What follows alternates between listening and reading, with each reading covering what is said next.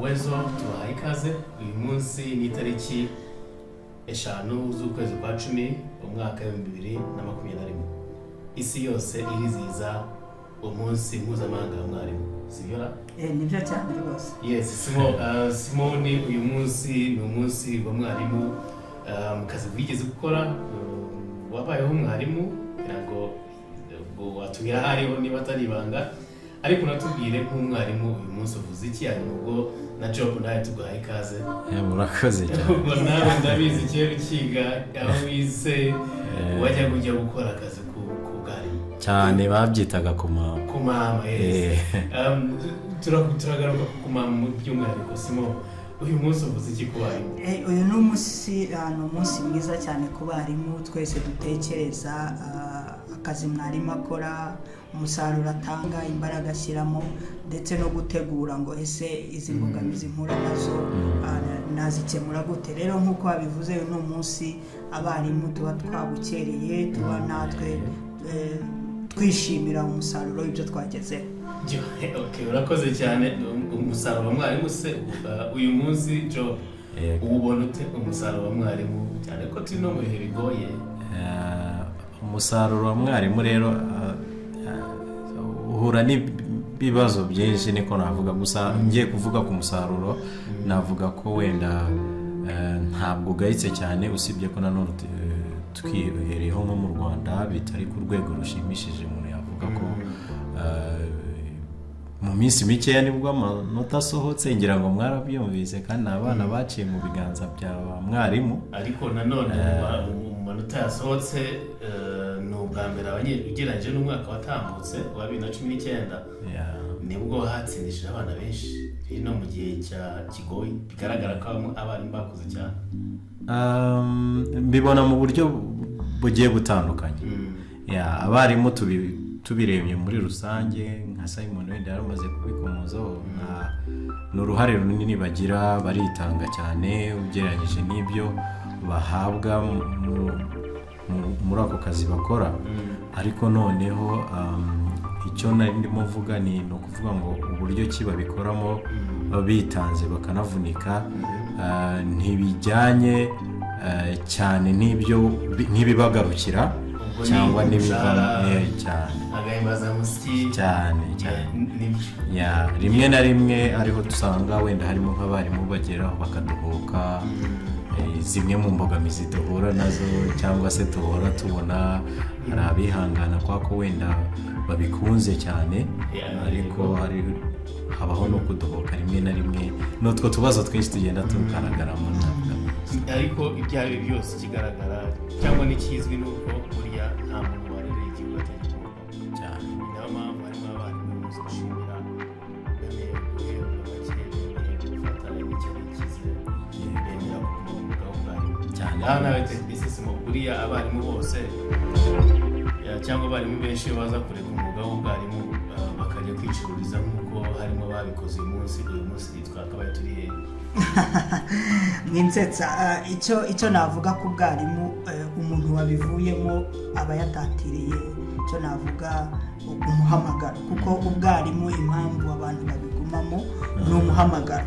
Rero uwabivuyemo nuko nta muhamagaro afite. Ikindi buriya umusaruro wa mwarimu, njyewe nabaye mwarimu no mu kazi ka buri munsi uyu munsi nkora gahuye n'ubwarimu, nishimira yuko umwana nigishije ajya muri public agakoresha bwa bumenyi namuhaye. Rero umwarimu utandukanye nanjye icyo gihe we ashobora kubibara mu bushobozi cyangwa se mu mafaranga.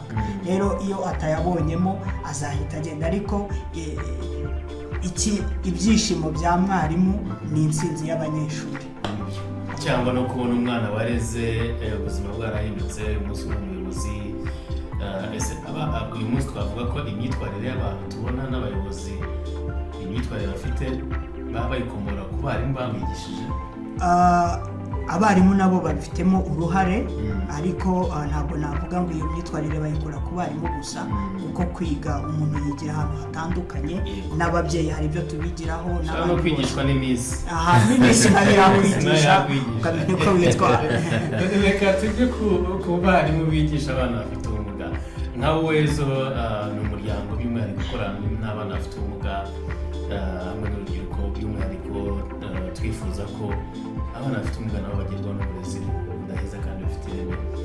Tuboneye no gusuhuza no gushimira abarimu bita cyangwa bitangira uburezi bw'abana bafite ubumuga. Uyu munsi abarimu b'abana bafite ubumuga bahura n'izihe nzitizi Joe? Urakoze cyane kubw'icyo kibazo no gukomozaho kubashimira kubagerageje. Mu by'ukuri iyo bigeze ku bana bafite ubumuga usanga buri mwarimu wese yifuza kuba yabafasha.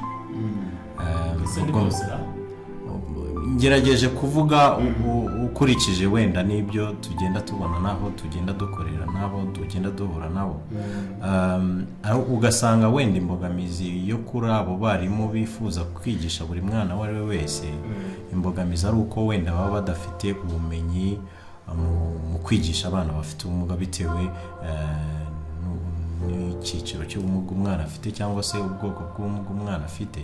Ugasanga wenda umwarimu ntafite uburyo ki ashobora kwitwara imbere y'umwana ufite ubumuga. Izo ni imbogamizi zibasunika cyane.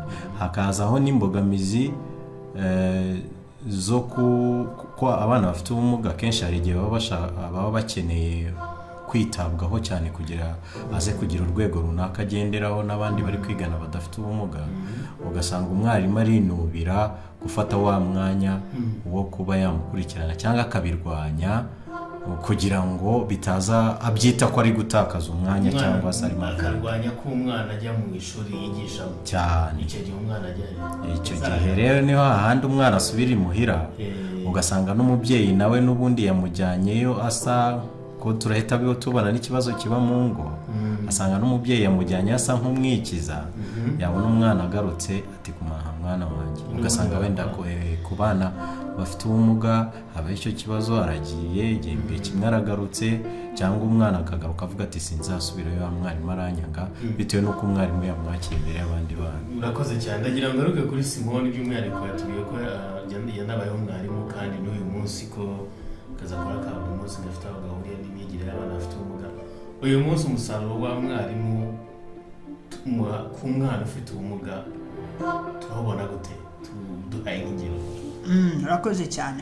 Nkurikije ibihe byatambutse aho byari bigoye ko uyu munsi tubona umwana ufite ubumuga agana ishuri, ku musaruro navuga wa mwarimu ku mwana ufite ubumuga uyu munsi urimo uragenda uzamuka, nubwo bigikeneye gushyirwamo imbaraga kugira ngo nibura umwarimu abashe kubona uburyo ki yafasha uwo mwana ufite ubumuga.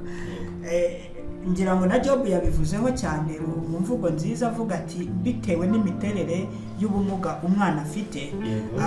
Aho rero niho hazamo imbaraga, navugaga imbaraga z'inzego zitandukanye, leta, uwezo n'indi miryango yose kugira ngo ibashe gufatanya kugira ngo mwarimu abone bwa bushobozi bwo gufasha umwana ufite ubumuga. Rero nk'uburezi budaheza nka gahunda y'igihugu muri rusange, ubona ko yego abarimu benshi barayikangukiye, ariko nyine ntabwo habura n'ubundi abarimu bagisitasita bagiseta ibirenge mu gufasha umwana ufite ubumuga uri mu ishuri.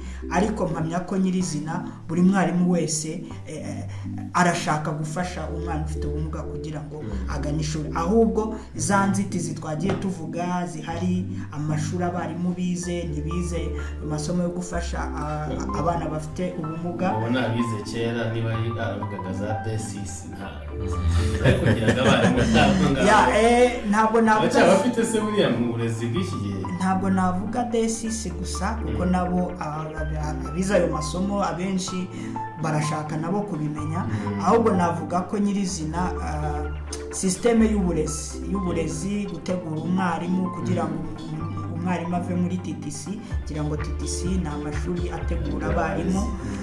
Rero bivuze ngo ntabwo birahama neza kuko ku buryo nawe asohoka ari bufashe wa mwana afite cya cyizere, mbese avuga confidence. Kuko nawe akenshi nabo tugenda duhura nabo usanga yego yarize muri TTC, yize na kaminuza, ariko ugasanga hari byinshi atazi cyane rwose. Ngira ngo tukugarutseho by'umwihariko ugeze kuvuga ku mama. wigeze aho wagiye kwigisha kera wenda wigeze uhura n'umwana ufite ubumuga mu ishuri wigishaga? Ntabwo ari cyane gusa ababaga barimo, ariko akenshi nk'uko tubizi hari ibyiciro by'ubumuga usanga ari byo navuga ko ari byo usanga akenshi mu mashuri tubwira byiganje cyane nk'ubumuga bw'ingingo. Ariko nongere ubumuga bw'ingingo budakabije. Ubumuga bw'ingingo budakabije ko ubona abantu badashaka no kubirebaho cyane, usanga wenda umunyeshuri abasha kwiga agakomeza, kubera ko n'amamaga bageze mu mwaka wo gusoza bitegura ikizamini cya leta cyo wa gatandatu segonderi, wasangaga bari muri katari cyane. Ubwo babaga ari benshi. Tuzaziganiraho mu biganiro byacu y'ubutaha, tuganira cyane cyane ku myigire y'abana bafite ubumuga cyangwa uburezi muri rusange bw'abana bafite ubumuga. Dusoza amanota yarasohotse ejo ngira ngo mu bana batsinze nta mwana 20 nta mwana ufite ubumuga nabonye, cyangwa nuko wenda batabivuze. Buriya se nabo baratsinda bakaza ku rwego rw'igihugu, hari ingero mufite wenda kugera muri wezo? Urakoze cyane. Ngira ngo ni ya politike n'ubundi nakomezaga kuvuga y'uburezi, gupromotinga uburezi budaheza ku bana bafite ubumuga.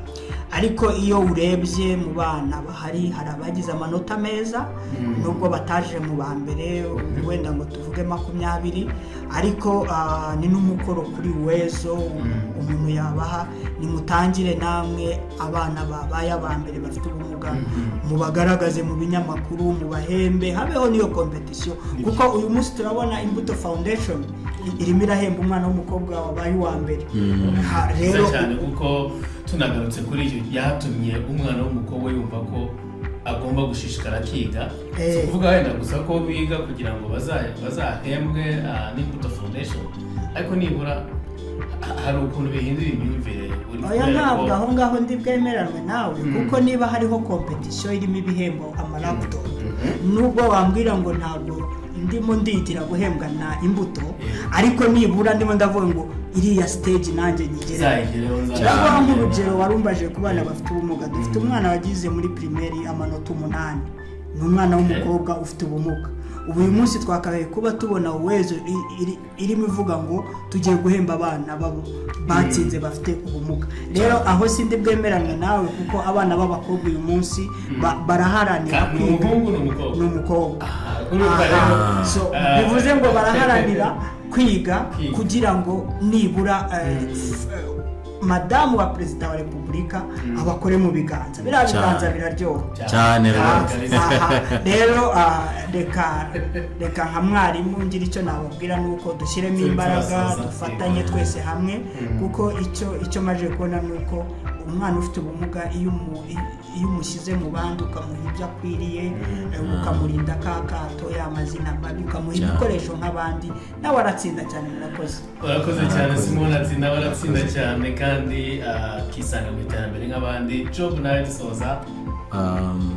Ndashimira cyane Simone, yagerageje kubivugaho cyane, wenda nanjye ngiza ko nongeraho buriya abana mu myigire yabo hatabayeho ibihembo, burya n'iriya ndangamanota bari ibihembo, usibye ko hatabaye ibihembo abana bashimishwa no gushimirwa. Yakora ikintu ukamukomera mu mashyi, yagira ayo manota, yaba atanatsinze ukamubwira ati ubutaha bizagenda neza, ndabizi, nushyiramo imbaraga ugakosora bizagenda neza. Muri nubwo buryo bwiza bwo kwigisha abana, ntungamo ngira ni rero abarimu rwose bakomerezaho,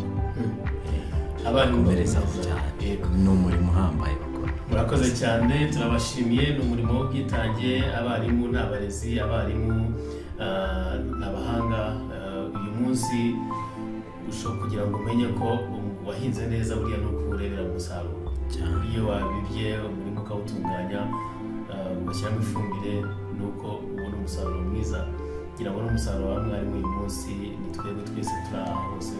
Ni abayobozi dufite beza, ni abana ubona bafite ikinyabupfura.